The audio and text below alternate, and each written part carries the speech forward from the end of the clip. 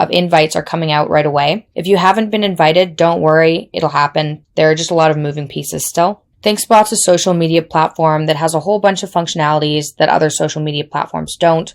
You can support your favorite content providers, you can annotate podcasts, and basically form book reading groups.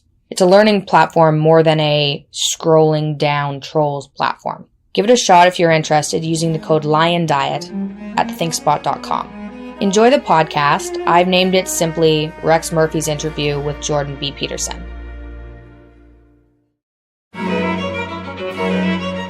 Rex Murphy's interview with Jordan B Peterson.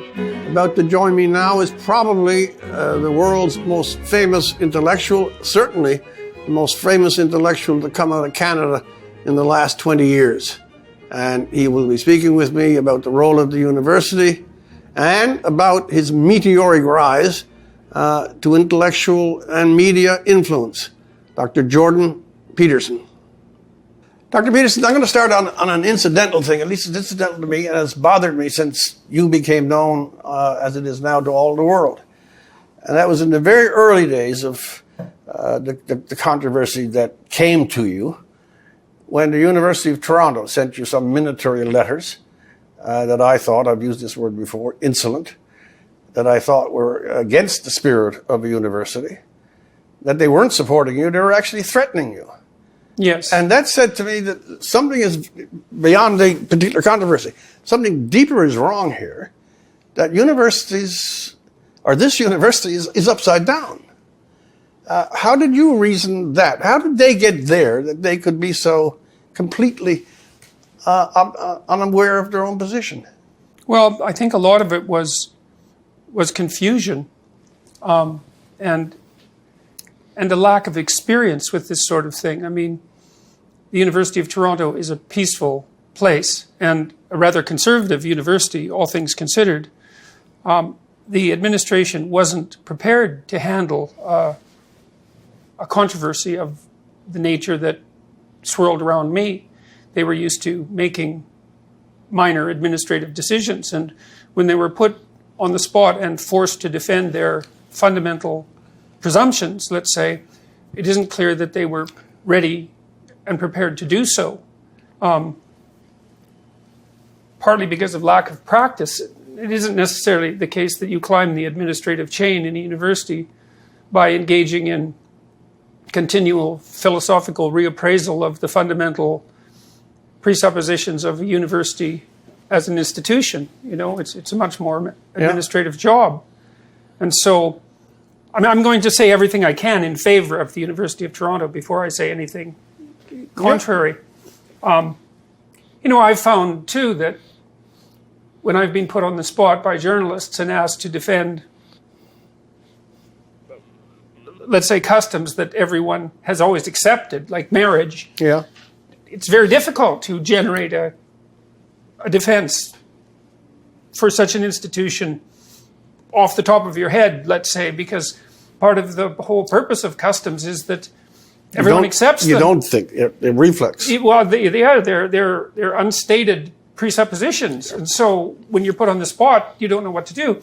When I first got the first letter, and I know how HR departments work. They send you one letter of warning so that it's documented, and then they send you another so that it's documented, and then they send you a third. And if you haven't ceased by then, well, then they go to the next step, which would be something to do with whatever approximation, determination they might be able to manage. They document you. Yes, and they're documenting all their steps. And I told the person who delivered the letter to me, who's a person I actually got along with quite well, that it was full of errors and it was poorly written and that they should take it back and write it properly, because I did. I know. I followed it. I know. And because if they were going to do this, they better do it right, or there was going to be trouble. And I didn't mean that I was going to cause trouble necessarily, but that there was going to be trouble.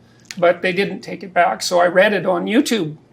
So, and then I did the same thing with the second letter. And then I met the dean, and after that, and we agreed, we had quite a congenial discussion, I would say, and we agreed to have a discussion, at least a debate. It never was a debate. It was, I don't know what they call those now. They can't be debates. They were forums or something like that. Not a debate, about free speech on campus. That was the 3. Yeah, I saw that. It's awful. Yeah, it was quite the. It was, but they did do it, which was something, you know. And I've also heard that behind the scenes, because I have some friends some colleagues who have some access to administrative decisions, and they believe that the University of Toronto, in the aftermath of all this, has actually reconfirmed its internal commitment to free speech. So, and you know, I don't know how much of that is true, but I'm willing to give them a certain amount of benefit of the doubt. But it's important to understand that people can be caught unaware. And the other thing, too, is that they actually did me a bit of a favor, because one of the things I claimed in the YouTube video that I made was that what I was doing by making the video was probably illegal. Yes, I remember. And their lawyers basically said that it was probably illegal. And so that also helped establish my bona fides, let's say, as a reasonable interpreter of the law. Mm-hmm. And so it wasn't all bad, although it was extraordinarily stressful, that and the demonstrations that followed. How is it that in a university, which of all things, obviously it's the exercise of thought, the training of the mind, and therefore the power of expression that comes as a result of those two things, that to say things under the banner of reason and an exercised mind, that's what it is. So how comes it that on certain issues, the transgender one as well, there's a whole list of them, the politically correct ones, that suddenly, not only is language being bent, it's being turned upside down in some cases. It's been also neologisms are floating out there every 6 seconds with new rules on them. A word you never heard yesterday is somehow or other prejudiced if you say it today. Yes, or even illegal to use. Very much. Yeah, like the idea of dead naming. Well, the very one I was thinking, that the word didn't exist 2 days ago. Yeah. And now if you dead name someone, which is a word that doesn't exist, you're in violation of something or a horrible bigot. When have we let go of the straps that kept us either to something like reason, or when have we lost our nerve that when people come to you and they say to you things that you know, not from bias, are nonsense, that they can't simply be dismissed as nonsense with no peril whatsoever? Well, you're assuming that we had nerve. Yeah, I mean, well, sorry. I mean, you know, some people have nerve. But one of the things I've learned over the last 3 years, because really this all started in October of 2016, was that the percentage of people who have nerve is very small, and vanishingly small. You know, I've met people. Douglas Murray has nerve. Yeah. That's for sure. Roger Scruton has nerve. Yes, he has. Lindsay Shepherd has nerve. Yes, she has. There's a handful of people that I've met who you can't move. You know, you're one of them, I would say. Try. Well, succeed, I would say. And I've met a number of journalists who've, you know, I've had my fair share of conflict with journalists, that's for sure. I would say talking to journalists is the most stressful thing I've done, apart from talks at university campuses. Journalism, just to sidetrack that, because it's a very good issue. Journalism, I've been playing at it from the margins for a long while. Journalism is very much corrupted. It is not the media in the middle. It is in many cases, wittingly or unwittingly, partisan. It is part of the game that it says it's covering. Journalism is one of the failing institutions in this society, much as universities. Yeah, well, you know, there's technological reasons for that. You know, the journalism as such is under unbelievable pressure from the new technologies, YouTube, podcasts in particular. Which, of course, have also vastly expanded what constitutes journalism. And so journalists are running scared. It's very difficult for them to find paying jobs. Their staffs are shrinking. The newspapers are in trouble. Television stations are vanishing. And so there's increasing desperation, I would say, as well as decreasing professionalism among those who still practice. And so some of it's the personal failings of the ideologues who happen to be occupying the positions that ideologues occupy, but some of it's a consequence of these transformations in communication technology that are so vast that they're actually inconceivable. And I think both YouTube and podcasts are great examples of that. Podcasts even more than YouTube, because YouTube serves billions of people, which is one walloping network. Yeah. But podcasts are maybe 10 times as popular. So, and that's all underground. It's interesting because they don't attract as much attention, or as much controversy. Maybe because they're more siloed in some sense. But the journalists are fighting a losing game. And I think as you fight a losing game, I've seen this happen with corporations, you lose your best people first, and then the death spiral begins. And I think we're seeing exactly that. And then that's exaggerated by this proclivity to polarization that also might be part and parcel of the technological changes, Okay. Let me sweep back to that other word, nerve. I know, because I follow you, how deep your respect and attention to Alexander Solzhenitsyn is. If you have a hero, obviously he is it. Now, in the Soviet Union, if Solzhenitsyn writes a small note or something, he gets tossed off into a gulag for 9 years or more. If a man looks the wrong way in China, he can be put in some damn camp, and in Korea, we won't even go into it. In those countries, if you want to say something, even if it's merely innocuous, you really have to have courage. Solzhenitsyn should be called Stalin. He had to steal. Over here, when, we have a trans activist group, let's name the one that's in the thing. And you almost innately know that this is absurd. And you say, well, I don't think I'm going to say that's absurd. What are we afraid of? We fight wars and say we gave all our soldiers this, that we would preserve democracy and freedom of speech. There is no loss if you decide to challenge in terms of any contrast with the totalitarian systems, where if you said something, you really did pay a price. Worst thing you can do over here is lose a job. Well, you can be hauled in front of quasi-judicial tribunes as well, and I mean, they're certainly willing to do that. I think the human rights tribunals should, in my opinion, they should be obliterated. They're a travesty. Yes, we're setting up these quasi-judicial inquisitions in all sorts of institutions. And ideologically constituted, because I read the biographies of some of the people who are appointed to them. And no one can be a judge in their own cause. And in this context, it's the cause people judging the causes. Precisely. But I look what's happening in British Columbia with this case. What's the person's name? Jessica or Jonathan? I prefer Jonathan. I think we'll go with Jonathan, and we'll see if they'll haul us in front of the Ontario Human Rights Commission. We will go together. Good. That would be too much to bear, undoubtedly, but it would be interesting. But no, he's got 16 people. A good portion of them are immigrant women. He is insisting that they wax his penis and testicles. If he's got hair on the first, it's a bit of a worry. And he's got 16 of them under charge. And I asked the question, if 16 people are of this mind and one person is of this, which is the more likely to be off? Well, it seems irrelevant. And I mean, it's a consequence, One of the things I pointed out with Bill C-16 was that it contained multiple internal contradictions, especially in the background policies, which I had read in quite a bit of detail. They were formulated in Ontario, although the federal government removed the link on their website to those policies after I pointed out the fact that link existed, which I thought was unbelievably underhanded and still believe so. But Carl Jung once said that internal contradictions are played out in the world as fate.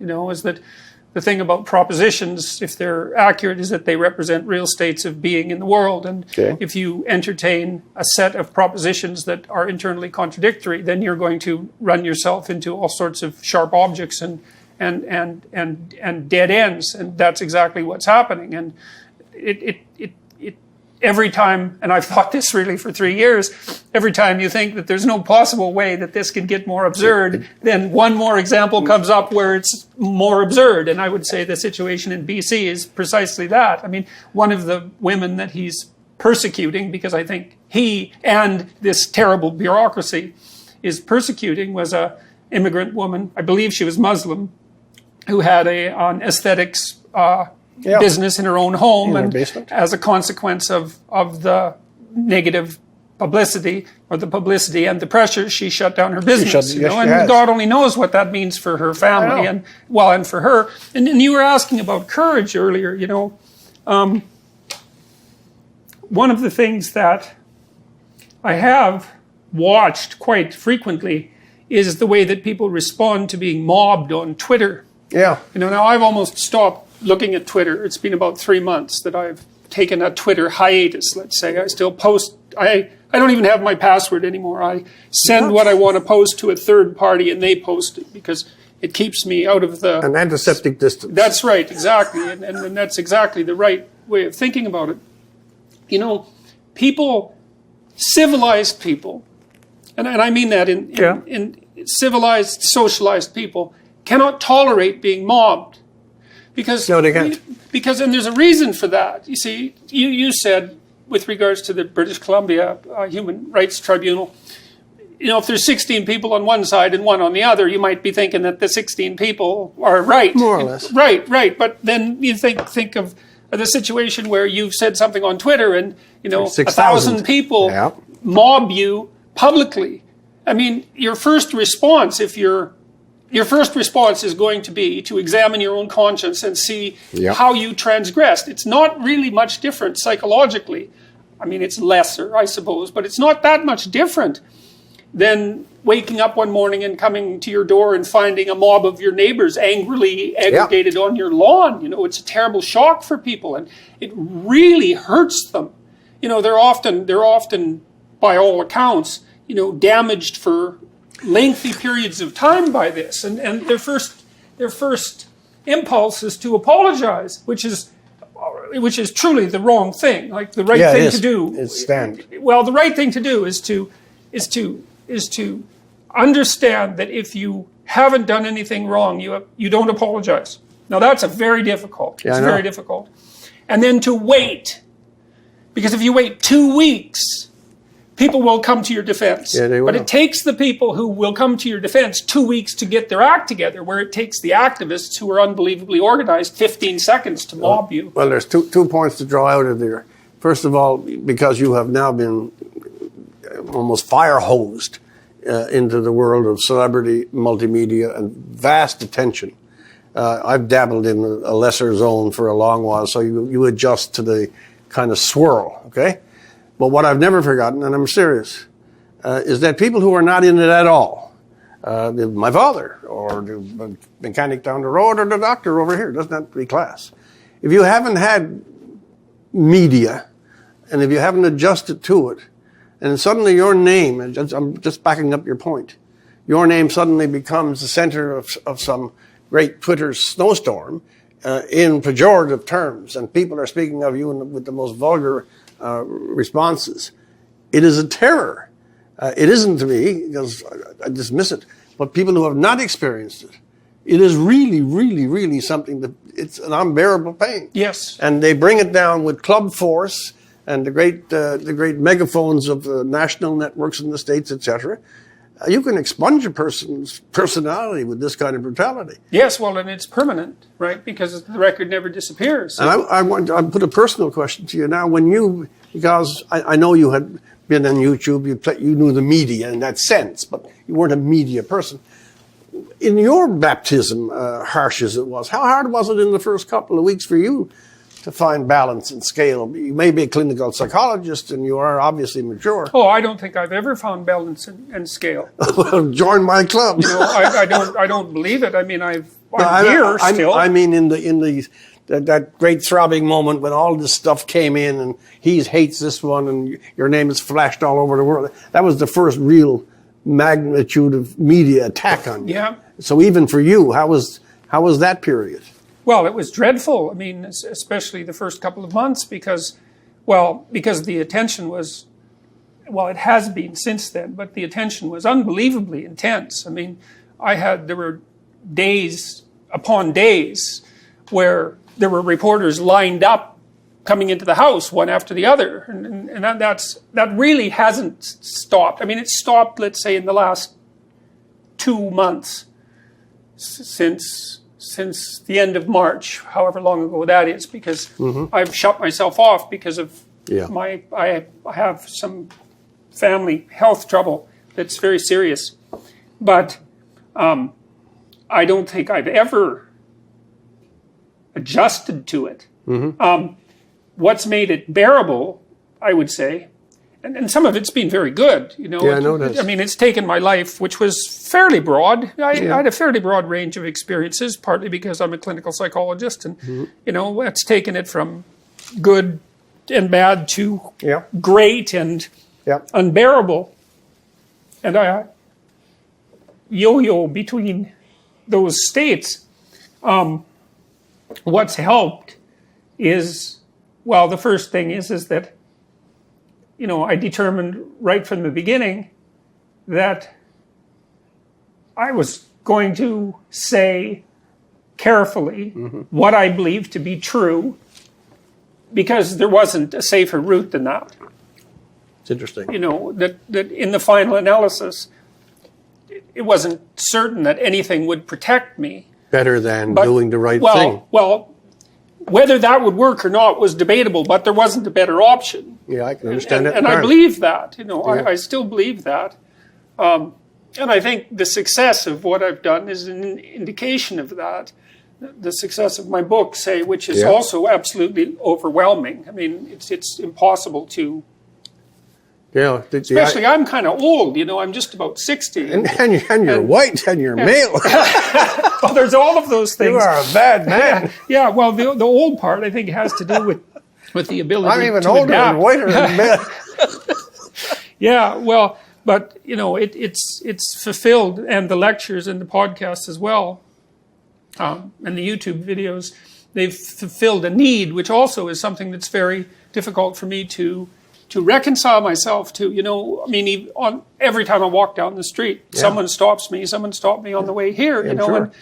and as opposed to my treatment at the hand of a minority of journalists, which has been atrocious upon occasion, and academics as well. The treatment I receive from people in public is so positive that it's almost unbearable. Let me tell you a personal anecdote that relates to you. I don't mix my own stuff with family members, but my sister is a non-political kind of person. And as I say, I don't mix those things. She called me, and she's out of this world altogether. She called me about, I don't know, a year ago. Have you seen Dr. Jordan Peterson? You know, lovely stuff. And she was following the videos, the biblical lectures. And she's a smart, nice woman. And then that was one thing. That was unsolicited. She's not in the world of publicity. She doesn't follow fads. But somehow your name got in there, and she's watching these with great attention, great enjoyment, actually. But the better one, won't be particular. A friend of mine from home, never finished school. He's about 55, 56, so we're not into the teen cohort, certainly 20. Yeah. And he calls me up. I don't think he's read a book in 6 years. And he says, I've been watching this Peterson fellow. And, you know, I can't reproduce what he was saying. It was just that he found such comfort. Yeah. And he found such support. And my thought when I was hearing this, it was some way to relay it to you in all the ping pong back and forth that you're going to. Yeah. These voices are saying something. You're doing something really fine for people that I could never project would be receiving the message. It's very, this is also something that's been very difficult to both understand and I would say in a strange way to tolerate, because I've become opened up to the trouble that people have in a way that far exceeds even what I experienced as a clinical psychologist. Yeah. You know, last year, my wife and I went to 160 cities. Yeah, it was, well, we figured we better make hay while the sun shines.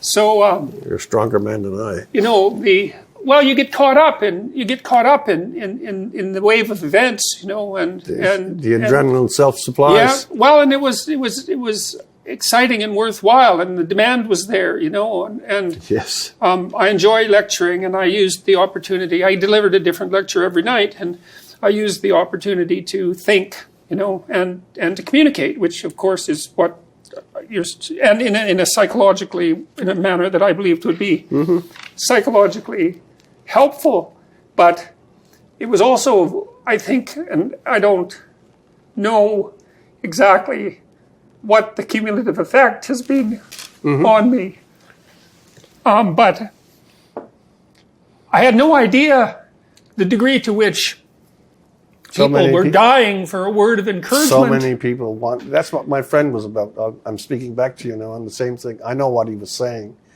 He had felt no soft rain for a long, long time. Yeah. And he was in this camp of the truly neglected. Yeah, yeah. You're uneducated. You're not particularly sophisticated. You got a low-paying job.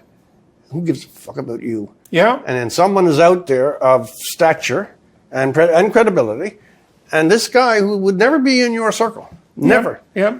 You send an echo ping to him, and he was calling me to say, "My God, this is so good." So allow yourself to feel good. Yeah. Well, the funny thing is that it doesn't feel good.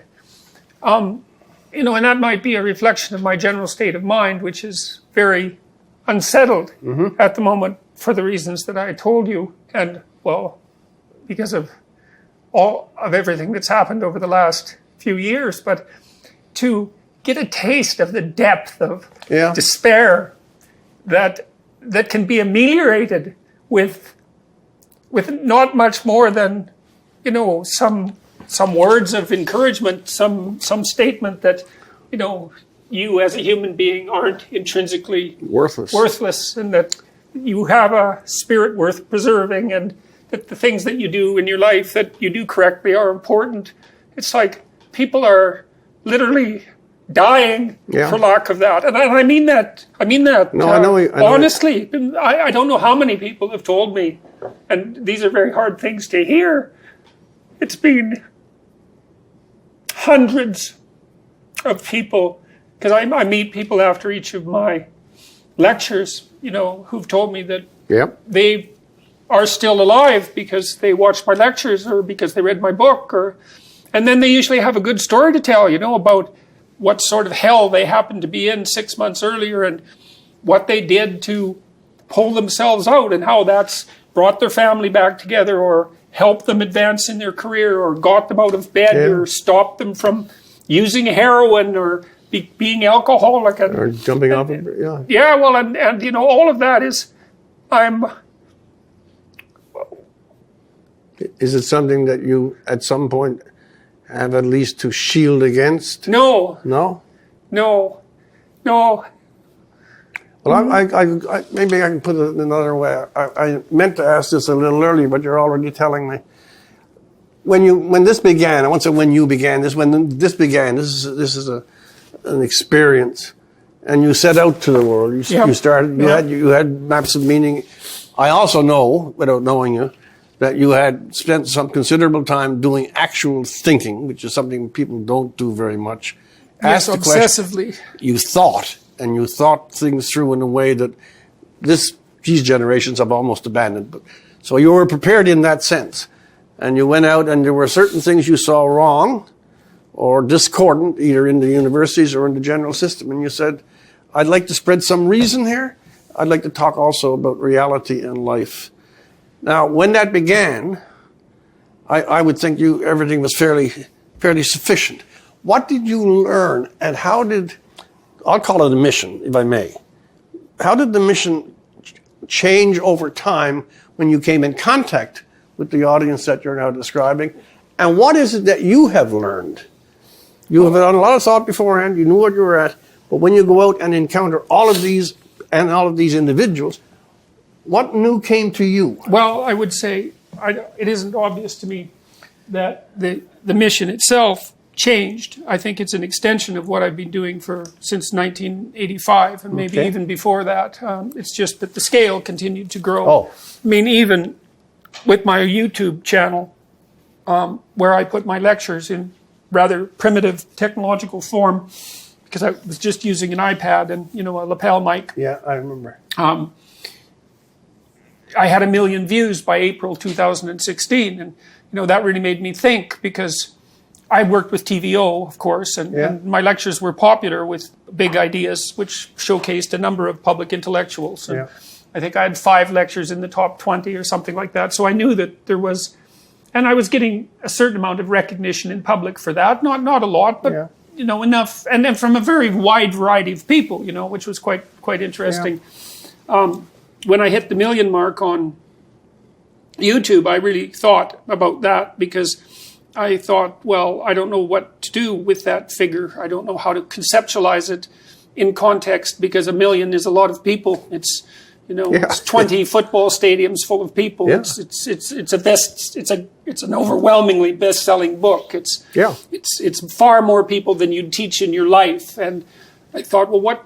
And it wasn't cute cat videos, And this was back when YouTube was still a developing force, let's say, that's right. and something to be sort of ignored in some sense because of its humble beginnings. And it was a very secondary place. Yes, it was a very secondary place. Although that was starting to change, I thought, well, what the hell is this YouTube? What are we doing here? And then it struck me that, well, this was a Gutenberg revolution that we were experiencing, that the spoken word was now as permanent and as immediate, more immediate than the printed word, and just as permanent, and with a much larger audience, because more people, as far as I can tell, can listen than can read.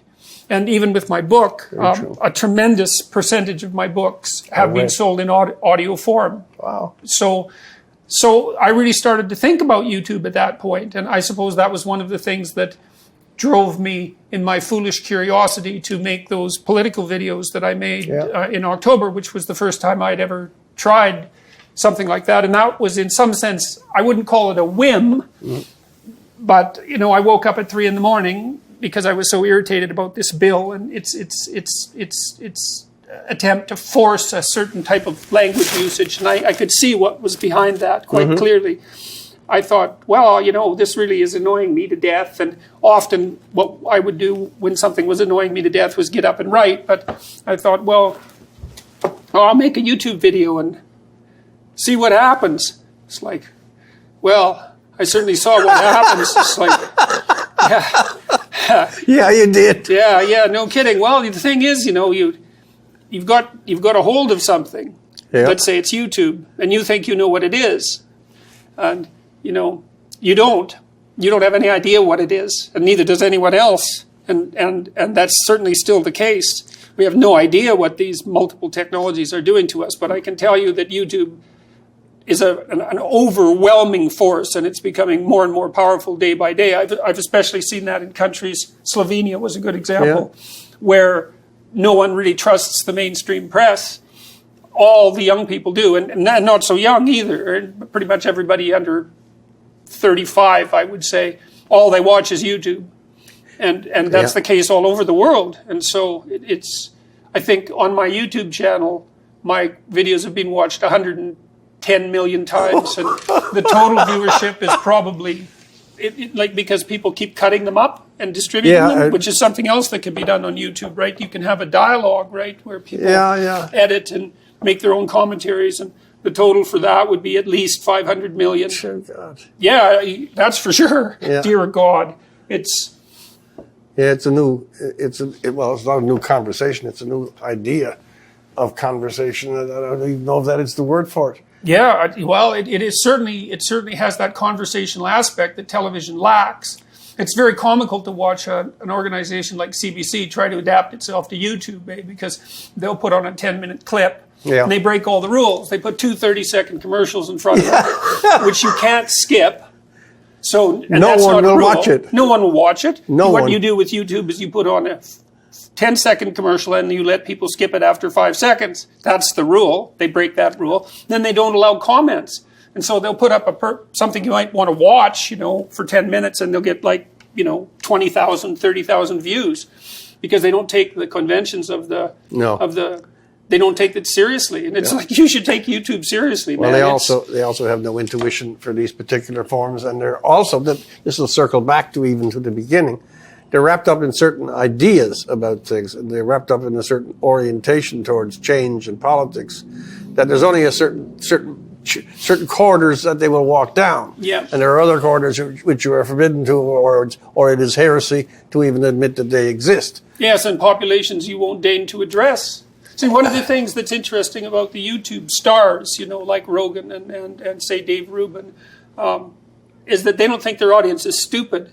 That's a good beginning. It is a really good beginning. It is a very good one beginning. of the things I've noticed that at my lectures is, well, you talked about the gentleman who sent you the email. Yeah. He's 55. He wasn't well educated.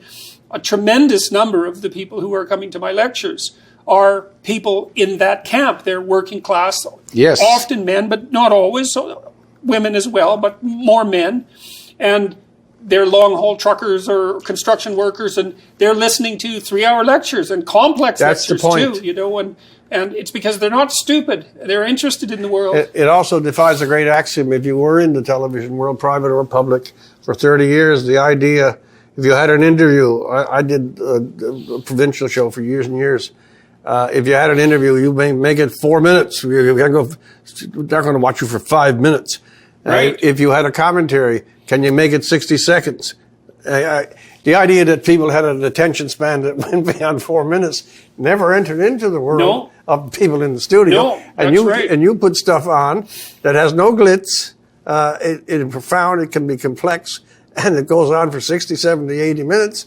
And everyone is happy. Yeah. I mean, it's all upside down. Yeah. They've been operating under wrong assumptions for 3 decades. Yeah, well, and Rogan's interviews are 3 hours long. Yeah. And people watch the whole thing or listen to the whole thing. Let's go back to another area where you really have been on the mark. I'm saying that personally, and I think you're absolutely correct. And this is not sycophancy. Some of the stuff that goes on in the university, if I read the course syllabus, if I read some of these real peer reviews, some of the subjects in there are beneath tripe. Well, that's why they've flourished. I'm serious. I'm serious. I know you're serious. I've thought about this a lot. It's like, what the hell happened? And here's what happened is that, the scientific types and the serious scholars, they're a specific sort of person. They're rather obsessed, the good ones. Yeah.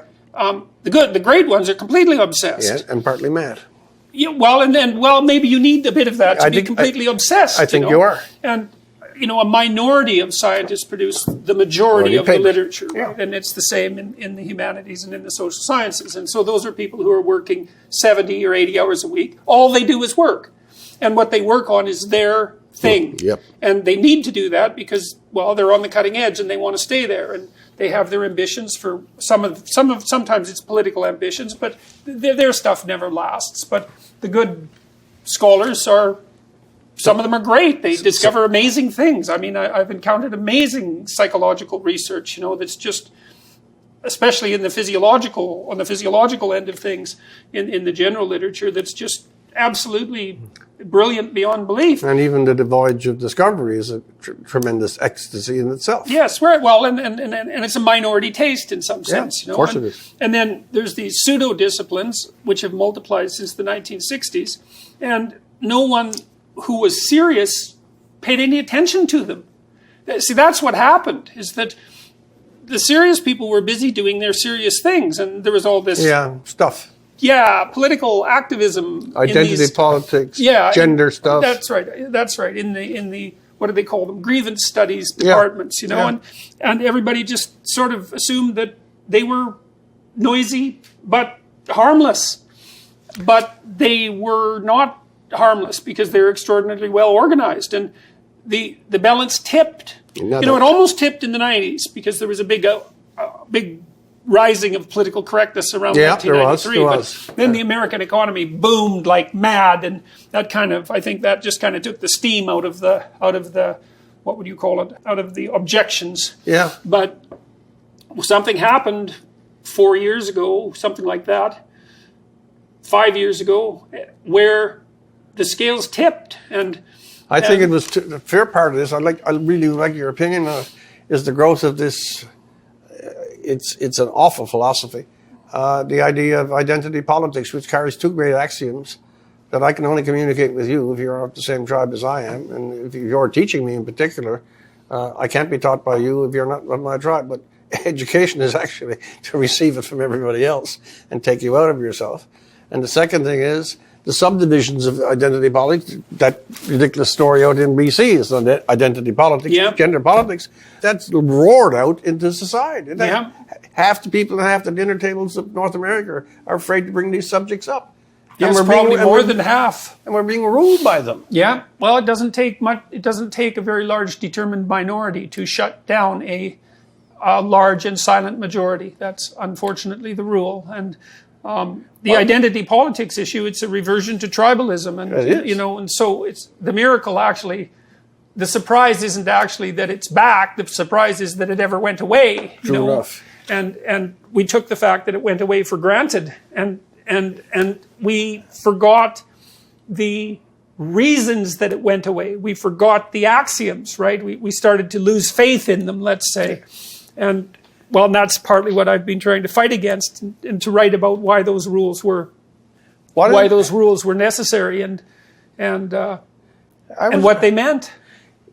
Is part of your project, the various words I'm using here, is part of your project a kind of restoration or a reminder that certain markers are fundamental and cannot be moved? Well, that is the project. I mean, when I wrote my first book, which took me about 15 years to write, and I spent all my time, except when I was writing scientific papers, and when I was socializing, which I did a fair bit of, thinking about that book. I mean, it was really obsessive thinking, chronic, from the time I woke up till the time I went to bed, unless I was engaged in some other activity that would shut down my mind.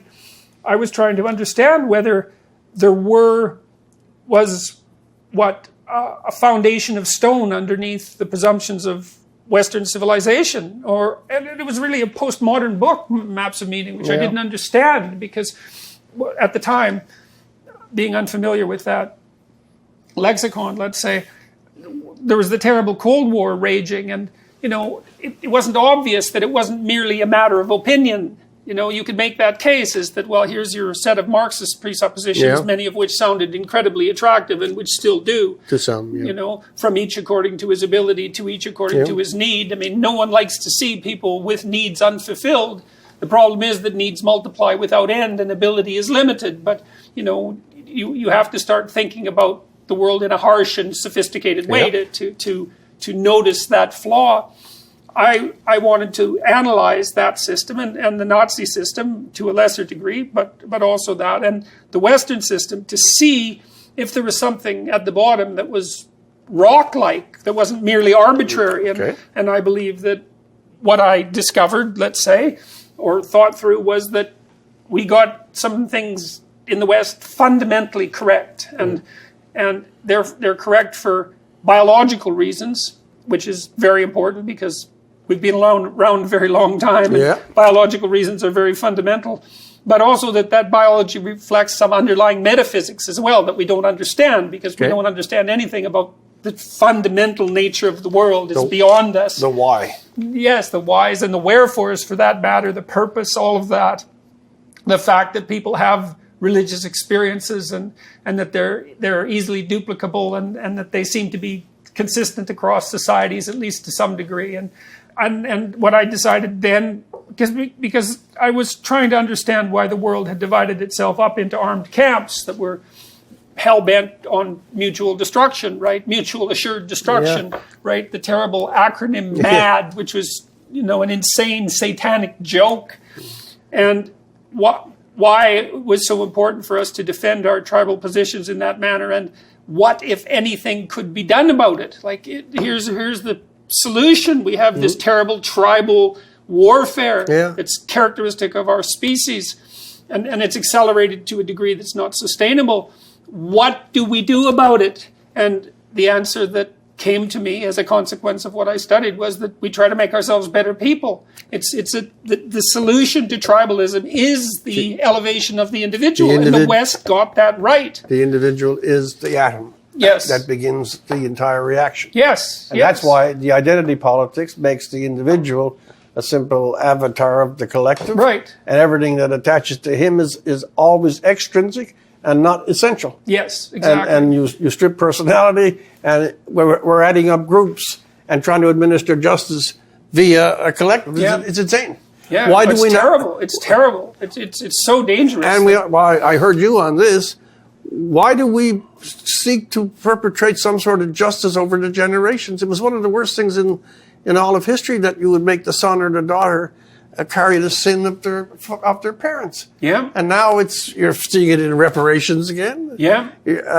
All the ideas that we thought had been completely wiped out, either Enlightenment or just simple logic itself, they're back. Yeah.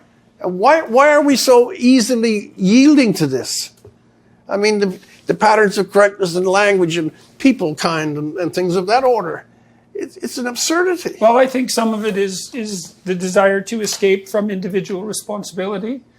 You know, if you can dissolve yourself in the collective, and then the impetus isn't on you to act as forthrightly as would otherwise be necessarily the case. So there's that, and then there's the undeniable attraction of having someone to blame for the miseries of your existence, which are likely manifold. It's also the comfort of saying I can start a small war with one tribe and another, and we can play games with each of these blocks. It won't be a society, it won't be a country.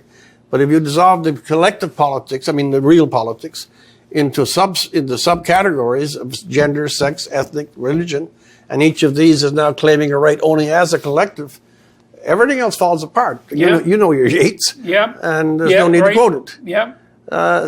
But again, back to the universities. If there's one place that can reset balances, it starts with mind. It starts with the younger mind that will be met with a more mature mind and taught the ways of the mind, how the mind works, what you should read, how you form judgments, how you put contrast over great lengths of time, not today and tomorrow, but 500 years ago. If you train the minds, then there is a balance and there's an opportunity to see the world as it really is. You have to believe in the mind in order to do that.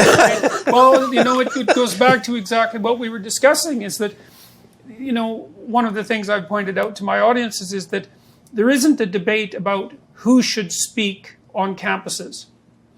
There's a debate about whether free speech exists. That's a whole different debate. I know and this. People don't understand the difference in the severity of those two debates. Like, if I don't want you to talk, I still might believe that people can talk. Yes. And they can exchange opinions and they can change each other's minds. And even if they're different, the argument that's being put forward on the campuses to stop people from speaking is that there is no such thing as free speech. All there is the exchange of the ideas of avatars who are possessed by their group ideology. Exactly. And then the logical consequence of that is to refuse to let them to speak, because why should you allow the group that you're in direct competition with to have its voice? And so it's the collectivists, the identity politics types, it's the very idea of individuality that they're opposed to, that they've dispensed with, and that goes back to their, you know, to the French, the terrible, the despicable French intellectuals who, in my opinion, were responsible for leading this revolution. And it got picked up, as always, the most obnoxious and useless ideas, useless in the sense of their intrinsic logic, find the easiest welcome on the campus. It's the most trendy institution in the world. Yeah, well, and it came through the Yale English department. Yes, of all of them. Yeah, that's where the French continental ideas made their entrance into North America. And in all your travels and speeches, I know much of it gets small p into the politics because that's the world we're in. Do you get much chance, because obviously no one could follow you around, they wouldn't last. Do you get much chance to expand on the beauties of the culture? I'm thinking of poetry and music and things of this nature. The other side of the academic, the things that sometimes they sing to the human spirit. I do. I mean, that's one of the reasons that I was so motivated to continue the lectures. Because we actually put together a sequence of tours. We didn't plan 160 cities in one go. I mean, it sort of unfolded. It's only you and Bono left. Yeah. Well, it unfolded across time, because they were so popular, and the popularity didn't seem to be waning. But it was an opportunity to put forward the case for all the wonderful things that we've done. I mean, and to express gratitude and amazement at the fact that, our city, this city, Toronto, this city works is, for me, and I think this is partly because I've been sensitized so much to the catastrophes of existence in sort of the collective and the personal sense, is that when I go outside and everything works and there's all these people of different colors and creeds and religions walking down the street and it's all peaceful and the lights go on regularly, and the power is always working, and everything technological is 100% reliable, and there's no riots in the street, and the probability that you're going to meet with an untimely and painful death at the hands of someone else is almost nil, and that we live for such a long time. All of this to me is a complete, it's a complete miracle. It truly is. And I remind people of the unlikelihood of that constantly in the lectures, and ask them to be grateful for the fact that, I mean, you look 100 years ago in 1919, you just think of what you would have been through in the last 6 years, right? The Russian Revolution, the First World War, the Spanish influenza, just absolute bloody, hellish catastrophe, one after the other. The conception of Nazism was brewing then too. Right. The seeds of the next catastrophe were already at work. They were. And also, of course, the same thing with the Russian Revolution, which was bloody enough to begin with, but which certainly accelerated in its brutality as it expanded. And, we don't have any of that at the moment. It's actually, the world is more peaceful than it's ever been. There's no wars in the Western Hemisphere. That's the first time since the coming of Columbus that the entire Western Hemisphere is free of conflict. I see frequently on your various sites that you do list up, and that's another great counter. The environmental crowd, and I don't take them as being pure either. Some of them are, obviously. Most of them are not. They're always having a spectacular, at the high table, a catastrophe. The world is ending tomorrow. This is the worst it'll ever be. We're destroying the planet. You point out very frequently that certain of the technologies, certain of the advances of the civilization have lifted people out of poverty. They put them into new situations. We have relieved more suffering in some cases, maybe not more than we have caused, but it's a different century. We should be grateful for things. Gratitude is in short supply. Yes. Well,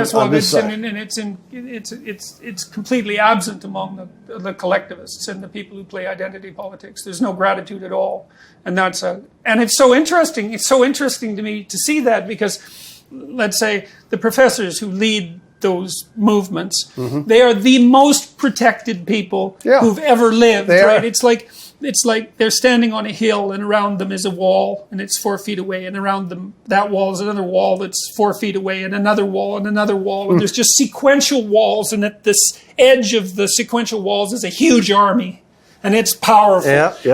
And all of that protects them, absolutely. And they say, everything is corrupt and going to hell, and there's just no sense of gratitude whatsoever, and that's appalling to me, because it's so unlikely to occupy a position like that, and the proper response, although criticism is necessary, obviously. Criticism means, well, this is wrong and this is how we could fix it. It doesn't mean tear everything down and leave people with nothing. And that certainly happens to people in universities now. They come in barely formed and they leave ill-formed. They leave in tatters, and that's. And it's also true, to go back to you refer to it, I've referred to it.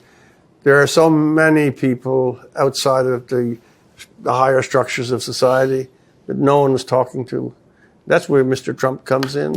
And more power to him, for that matter. He is talking and listening. I know that's another absolute heresy. He is not the cause of these things. He's the result of failures of other and more sophisticated people. Well, and I think I have a friend who's working very closely with the Democratic Party in the United States and has been quite effective at doing so and trying to move the party closer to the middle and away from the radicals. And we discussed this a lot because, I think one of the reasons that the people who hate the Democrats in the United States truly hate them, right? That there's just vitriol there, is because they've proved themselves incapable of generating a candidate who can actually take on Trump.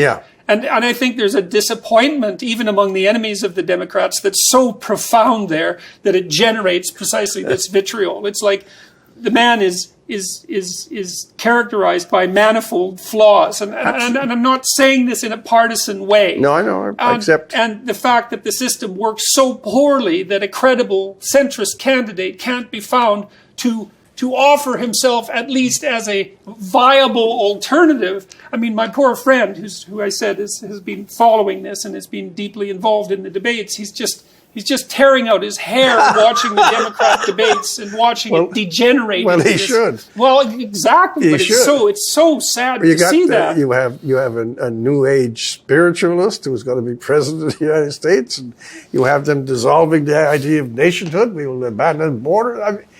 Anyway, it is such a weak thing. But the people in the street, the guy who called me about you, that's a class, and it's a vast class. Yes. And that's the great 50% that has been walked over and is turmoil and all of the identity politics and all of those things that get traffic and commerce in conversation in the media. These are irrelevant to them. Yeah. Apart from being insulting. Yes. And after a while, the social pressure builds it. And this game that's going on over here will have to close or something breaks. Yes. Yes. Well, I guess Trump was an attempt to break it. Brexit was another attempt. Yeah, that's right. Brexit was another attempt. And Australia could illustrate. I'll let you go with one more question only. After all of that you have done and all the energy, obviously, that it required to do it, have you come at this point to something fresh in your understanding about what counts and what does not count, how one conducts oneself about the universe? Has something new occurred to you, or is it a refinement of what you went in with? I think the fundamental thing that I've learned is that you can speak in the deepest terms imaginable, if you're careful, to an extraordinarily wide range of people, and that's desperately needed, and that hopefully it's salutary. It looks like it's salutary, and so that's hopeful. You know, the counterpoint to the stress of the last 3 years has been my observation of the positive consequences of having these sorts of deep as I can make them anyways, philosophical discussions, and to watch thousands of people participate as if it's important. You know, when I talked to Sam Harris in Dublin about the relationship between facts and values and religion and science, which, you know, is about as academic a topic as you could hope for. We had 10,000 people come to the. So that's the university may not be functioning where it's supposed to be functioning, but that doesn't mean that it's not functioning. You know, and it's out there. Thought will find its place. Well, that's what it looks like to me, and so that's been unbelievably positive, although very. Demanding. Yeah, very. It's well, and I'm in these interviews, and more frequently, I've tended to get emotional, and the reason for that is the health problems that are plaguing my family, at least in part. Yes, I understand. So that makes me much more susceptible, fragile than I should otherwise be, despite my exhortations to people to, you know, bear their cross. My friend, I'm a cross for you to bear. Listen, I thank you greatly for your courtesy, because you obviously didn't have to do this, and I really do admire what you're doing. And I would say on behalf of the people who will never meet you, that you are a very fine person. Thank you. And thank you very much for the support that you've shown me over the last 2 years. It was much appreciated. I would do it 20 times. Well, I appreciate that very much. It was a pleasure to meet you and to speak to you. Pleasure to meet you, sir. I'll tell you that. If you found this conversation meaningful, you might think about picking up Dad's books, Maps of Meaning, The Architecture of Belief, or his newer bestseller, 12 Rules for Life, An Antidote to Chaos. Both of these works delve much deeper into the topics covered in the Jordan B. Peterson podcast. See jordanbpeterson.com for audio, ebook, and text links, or pick up the books at your favorite bookseller. I really hope you enjoyed this podcast. If you did, please leave a rating at Apple Podcasts, a comment, a review, or share this episode with a friend. Thanks for tuning in. Talk to you next week. Follow me on my YouTube channel, Jordan B. Peterson, on Twitter, at Jordan B. Peterson, on Facebook, at Dr. Jordan B. Peterson, and at Instagram at jordan.b.peterson. Details on this show, access to my blog, information about my tour dates and other events, and my list of recommended books can be found on my website, jordanbpeterson.com. My online writing programs, designed to help people straighten out their pasts, understand themselves in the present, and develop a sophisticated vision and strategy for the future, can be found at selfauthoring.com.